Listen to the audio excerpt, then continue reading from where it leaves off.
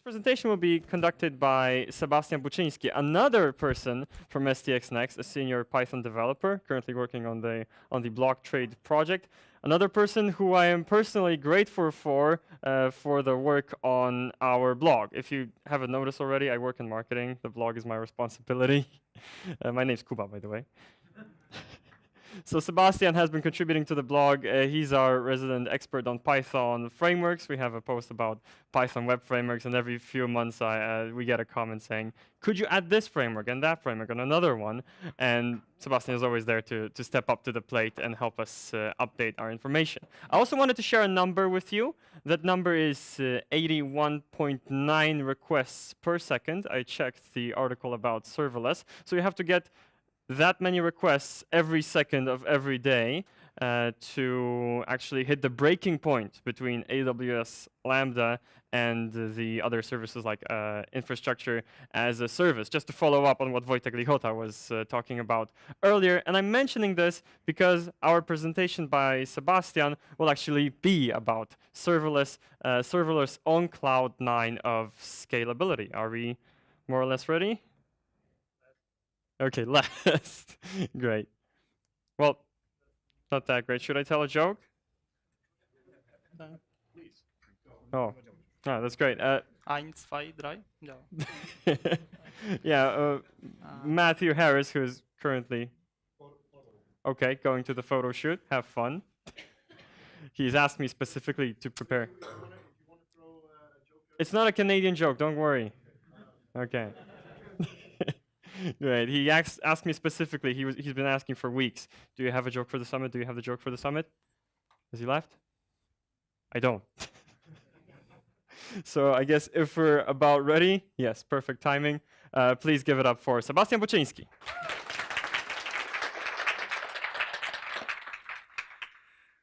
Okay, so thank you all for coming.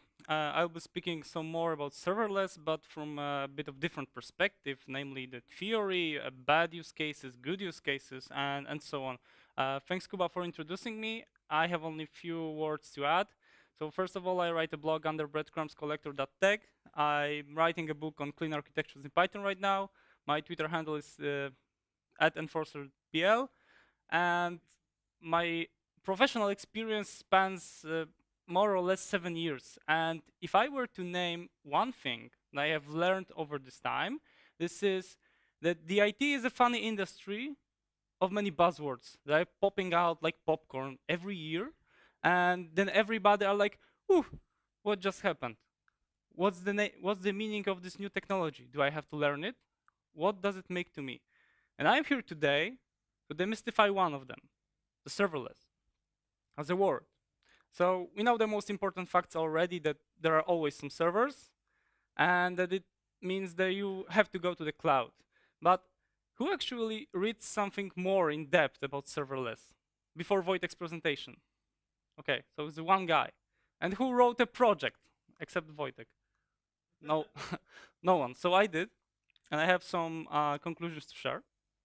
So this name has at least few meanings or a few things that you may associate it with.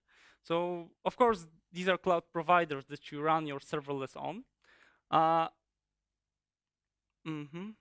There is a serverless framework, which is based on serverless.com, no matter they are popular.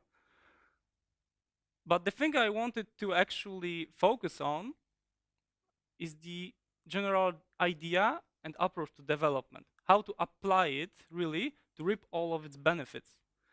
So there are several principles that you can live by if you want to fully embrace serverless approach. First of all, write small atomic functions. So you first need to decompose your project into small self-contained functions. And there will be many, many of them, as granular as it can be. For example, a function for adding blog posts, for running a command, etc., etc. I will show more examples later. A second principle is that you run them on the cloud providers' on-demand compute services, meaning you don't actually maintain any servers. There are only if you need them. And this is hidden. So there was some sayings about the pricing. The only thing I wanted to add is that the pricing is dependent on two things. First one is how many time your function runs, and second is how many memory it utilizes. And of course, there is a free tier on most providers, at least at free leading ones, which amounts to 40 hundred thousands of gigabytes a second. And the formula I would like to use for calculating the bill is somehow similar to this. So it's how many times your function was run, how many RAM you assigned to it, and for how long it was running. The pricing is a tricky idea at serverless. I will come back to this later several times at least. But the nice thing that wasn't shared with you already is that since this is something you are charged for, you get a very nice monitoring out of the box for free to check how much memory are your functions consuming and for how long they were running. And when you have all these nice functions and you are able to run them on AWS, for example, you can do it from a console, but it's not enough. To make this, to make them all talk to each other, you compose them to an event-driven pipelines. And I'll show you examples. Okay, so the exact list of triggers is dependent on the platform, but it may be, for example, on Amazon, it may be a file upload. For example, you spin off a function to, I know, it might be a picture, your function adds a watermark to it, generates thumbnails, and then uploads it somewhere else when another function comes in and shares links with everybody, for example. The functions can be run on schedule, like I want my function to, I don't know, be run every 5 minutes around the clock. So it can also be done using CloudWatch service. And of course, it may be run using API gateway, which means it will serve HTTP requests. The basic integration doesn't need any framework and it's really straightforward. You just need to return the format that is specified like this. So you need to have this status code field, the headers, dictionary, and the body. And I promise this actually the last code that you ever see in this presentation, or last 4. And the last principle is that you use many external services in the process. So basically your backend code, first of all, is not running on a server that's living all the time. And secondly, you strive for using as many external services that are ready all the time. And the consequence is that these functions will be small because the most of the job is done elsewhere. And yeah, so an example architecture might look like this. So like, for example, let's build a YouTube clone. So whenever you upload a video on S3, there's a function that reacts to this event, calls the Elastic transcoder on AWS to convert it to different formats, different resolutions, for example.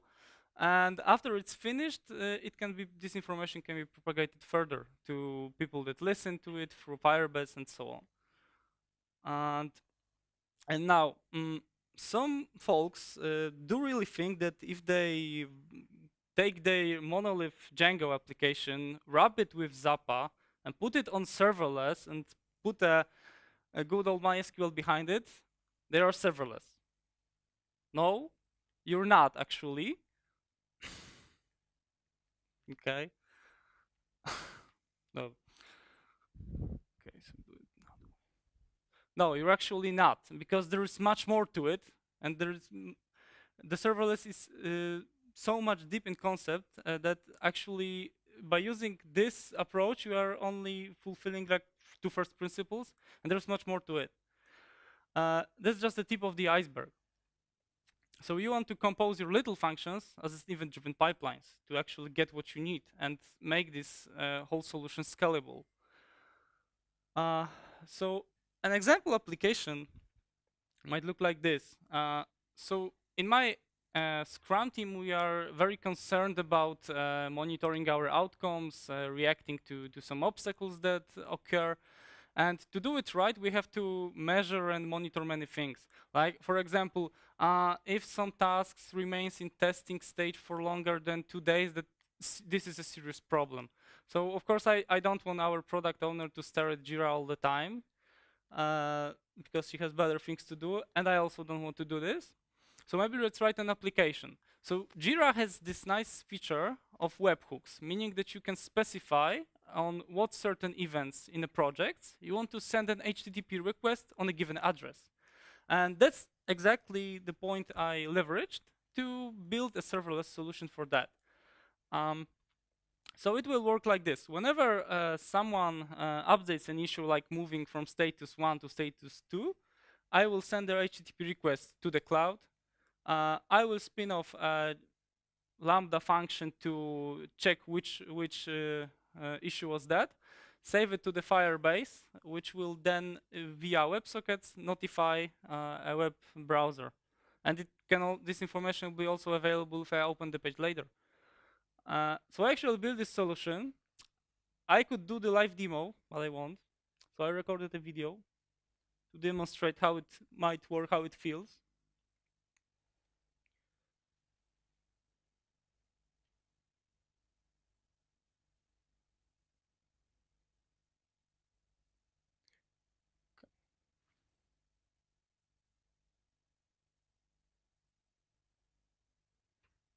So you see there is a little time that actually lasts between I update something on Jira and it appears on my page, but it's really negligible.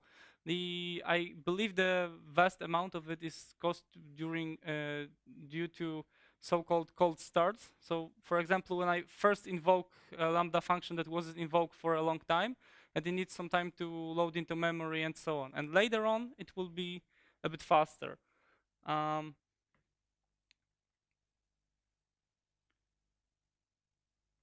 So the main idea was to also make it independent of the number of users. And of course, that's something I will eventually see a bill in the end of this month.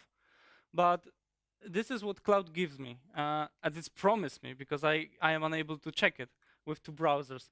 And that they will handle as many users as I can get, if only I have enough dollars to pay for. Okay. Okay. And the serverless approach allows for many other patterns that you might use. For example, event sourcing that was trendy like, I don't know, 2 years ago maybe. And it allows it to approach the problem like this. So, okay, you need to have very fast writes in the system, but there are also a lot of clients that have many different requirements regarding what data they read. For example, I might be building a site when I need to enforce some rules. Let's build the art gallery. So it's really important that nobody buys the same piece of art twice. So I will handle my API requests via Lambda and save it to the database that only stores data that is prepared for saving and enforce these rules. But there are a lot of guys, for example, some reporting stuff, and I will put it into SQL database because it's very easy to query and build reports upon it. But there are also some clients that have open browsers and see it via their browsers, and the data is propagated using WebSockets. So of course, the idea is the same. I basically I can react to the event of adding a new row in a database and propagate this data further. So in this way, I will almost for free denormalize the data to be efficient to read, and this will also boost my scalability. So the question is whether there are actual profitable businesses that using this approach and what they actually do with it. So for starters, there is a library from Airbnb used for stream parsing of logs. So whenever something happens in their system, they can analyze it using Lambda function. Another example is a cloud guru. And this is a startup that was actually built only using serverless. They claim that don't use any external servers right now. Everything is is done by serverless. This is e-learning platform. They teach cloud, AWS, Amazon, I meant Google Cloud, and the Microsoft. The third example is the Dropl. This is basically some file sharing utility that is marketized as share your ideas, share your screenshots, mockups, and so on very fast. And they are also using heavily serverless. And I will stay at this a bit more because they actually migrated to it from a different solutions. So when the serverless first appeared, they thought that they might rewrite some parts of their system. And these were first, all the functions that run on schedule, for example, like getting some data from another services and so on. And they also used events in their system, like propagating stuff. They also used simple notification service for this, and they also rewrite it using serverless because it was very easy to do. And secondly, they have rewritten all things that do for REST APIs using Node.js and so on, also using serverless. So this is also a very common popular use case. And moreover, all the integrations with external system that Dropl provides, like with Jira, with Confluence, with Trello, also was rewritten because they basically use, some of them use API gateways, some of them are run on schedule, as shown later. So okay, so regarding serverless advantages. So first of all, it provides faster time to market, and an example of a Cloud Guru shows it. Actually, they built a complete prototype in about, I believe it was a month, to get first customers and start paying for this. And this is very intuitively true because you basically don't write your backend. You glue different services together. If you can afford it, it's a different story, but later, if you have paying customers, maybe you can postpone this problem. Another thing is that it's quite easy to learn, provided you are already in the cloud. Because if you're not, you have to study these principles first. But then, if you want to extend your knowledge with serverless, it's just writing pure Python or few other languages that are supported. So the third thing, that it's easy to scale, if only your code allows to it. So at least cloud providers promise you that. I take your word, can't test it, don't have that much users. That it will provide as many Lambda functions as only you want in concurrent executions. Of course, you would like to put some limits so no one DDoS you and so on. And the nice takeaway is that actually writing a small function easily fits into one sprint or any other iteration you need. So it shouldn't take too much time if you design it properly. And yeah, the pricing. It's claimed to be lower. This is a tricky part. I will come back to this later once again. But one thing is that, okay, so you may have a very big amount of requests per second, and then serverless, okay, this is cheap. But there's another side of this story. Let's imagine that, for example, at night you don't have any customers. There's no one there. Why would you pay for an idle server when in serverless you don't have this problem? You don't pay at all. What about disadvantages? Since no one is paying me for advertising serverless, I can criticize it how long as I want. So the first is naturally the vendor lock-in. So once you're in the cloud, you basically stuck with it without sacrificing much effort to rewrite it. And also functions you write are very low portable between different providers. Another disadvantage is the communication overhead, because when majority of things that your functions do is just call other services, wait for the response, call other service, wait for the response, call every other service and wait for the response, it means that in the end, you can respond to the customer a bit later than if you do everything in place, okay? Because the I/O is expensive one. Yeah, and it is hard to test. Like literally, it's hard to test because in every distributed system, you cannot just test the entire environment right away. There are some ways to emulate, like test these functions using unit tests and so on, but it doesn't give a guarantee that it will work in production. You won't find many different programming languages in cloud. You won't find many bleeding edge versions in cloud. For example, I believe the Python 3.6 was available only after 1 year from its premiere, so it was a long time.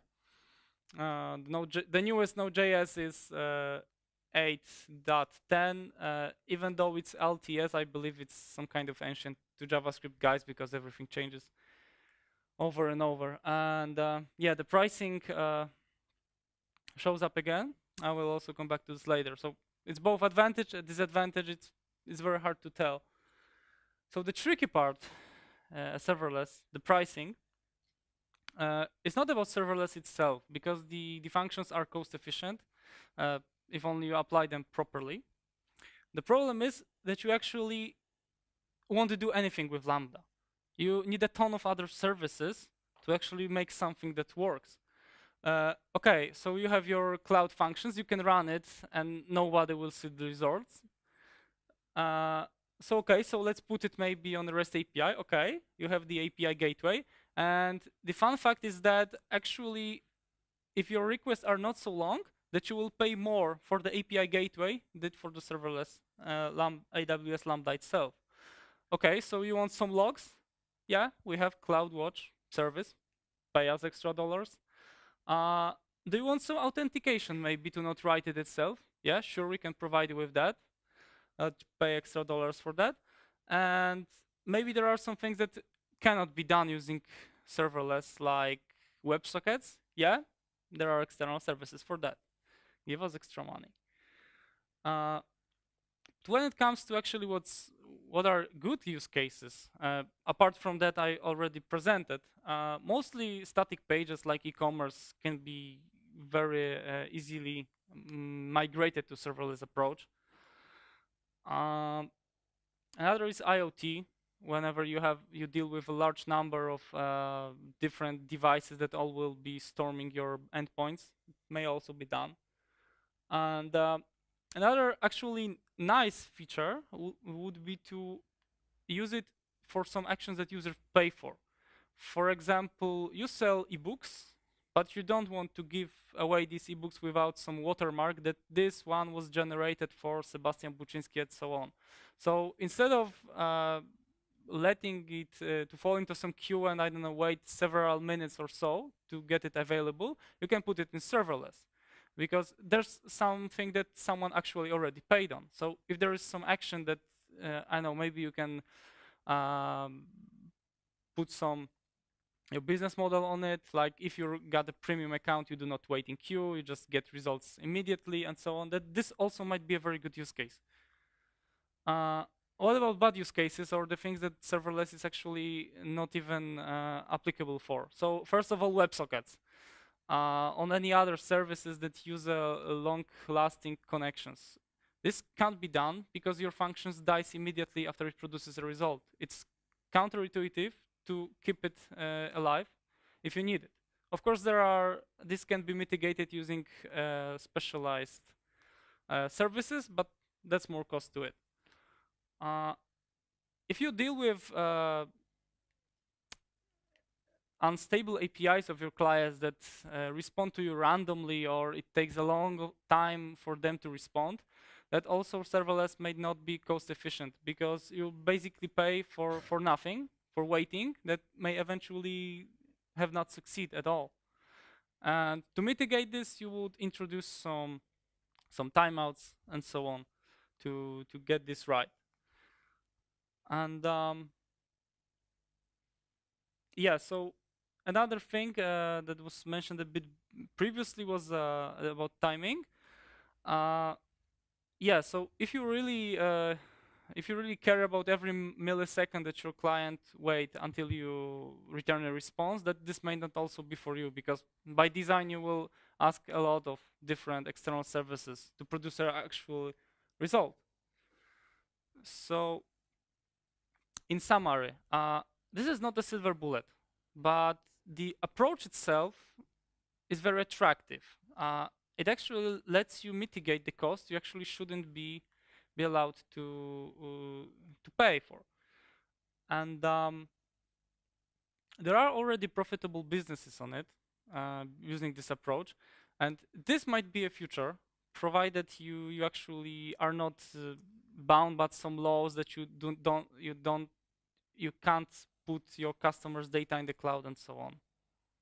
So if you are interested more, I'm here during the conference, and the one information source I could definitely recommend with clear conscience is Peter Zbarsky's book about building serverless architecture on AWS cloud. It provides a very very comprehensive introduction to the subject.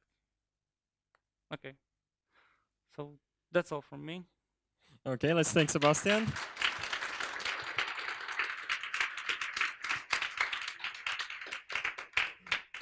We've got 5 minutes for questions. Who'd like to ask one? Okay. Hi, don't have to walk. That's great.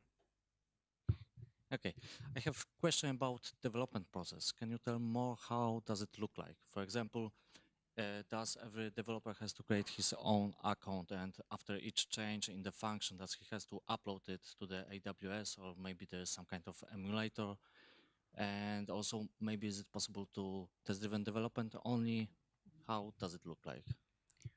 Okay, so the basic approach that does not require any tool is that you can create your Lambda function direct in the AWS console, but that's obviously not feasible in the long run.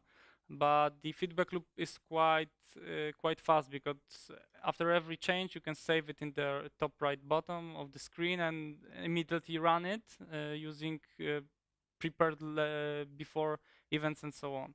So this is the basic idea. For later, there are tools that simplifies the process, like the serverless framework, or you can also upload your functions using AWS CLI tool written in Python, which you just, hey, this is my zip archive where source code, upload it and invoke the function. This is 2 commands basically in the command line. So basically, I need to upload everything. It's not possible to test it locally. To be truly sure that it works, it's not. And there are some ways like unit test mocks, but you know how it will work. This is not the true test. Okay, and do I have to test the whole structure? I mean, if there are many functions and they are connected to each other, do I need to start from the beginning, or can I mock somehow the request to my function, which was changed, and test it like this? Okay, so the basic idea is that you do not have one code base. Each function has a separate code base that doesn't know anything about other. And whenever you upload your code on editing on site, you have to specify exact path to the function you would like to invoke. So this, I believe, answers the question. Seems like that answers that. We might fit one more if it's a short one. Anybody has got a short one? Okay, in the very back, Seller has a question.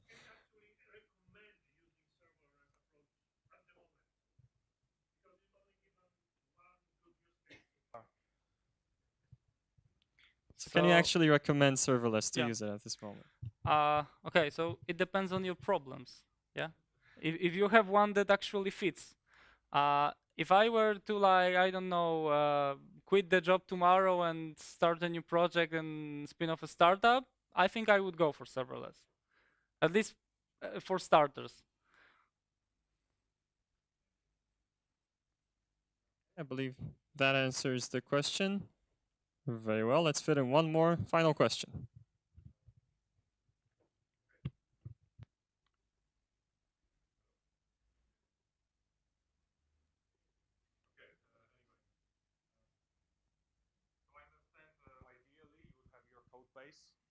you would have your code base split into several small functions.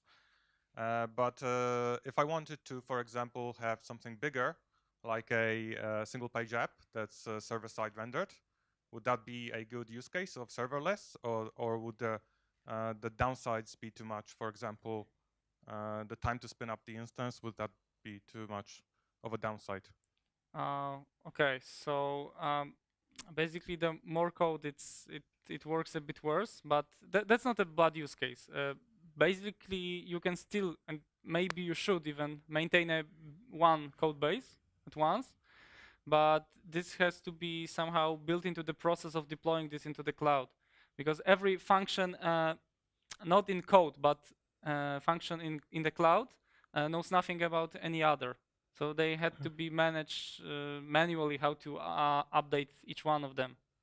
This doesn't actually is a bad use case.